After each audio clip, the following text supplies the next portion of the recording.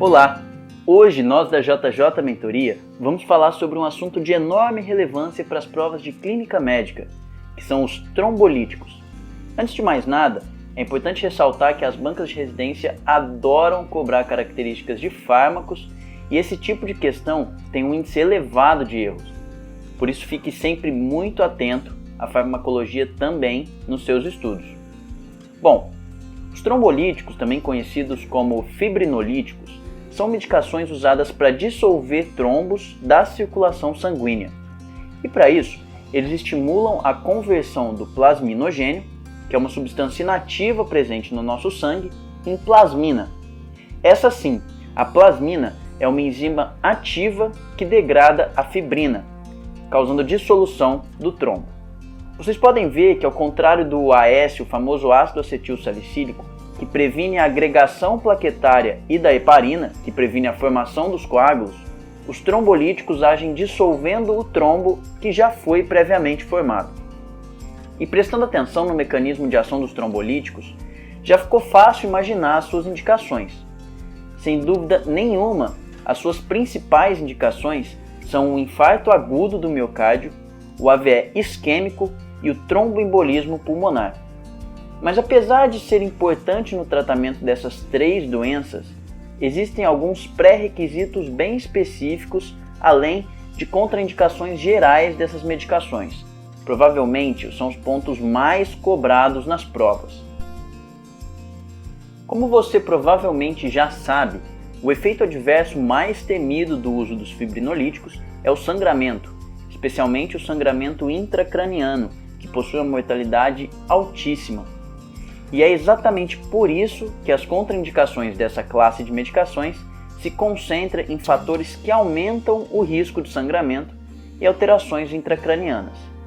Então anota aí, a história de acidente vascular encefálico hemorrágico em qualquer época ou de AVE isquêmico nos últimos 3 meses contraindica o uso de trombolíticos, assim como a presença de neoplasia ou de malformação arteriovenosa intracranianas. Além disso, a presença de hemorragia ativa ou pressão arterial acima de 180 por 115 mm de mercúrio também impedem o uso desses fármacos. Partindo para os pré-requisitos específicos, o principal deles no AVE isquêmico é o ΔT, o ΔT máximo do início dos sintomas até a administração do trombolítico. Esse intervalo é de 4 horas e 30 minutos. Ou seja, se o paciente começou a ter os sintomas do AVE meio-dia e chegou no hospital somente às 17 horas, por exemplo, o ΔT foi ultrapassado e, nesse caso, o fibrinolítico não pode ser administrado.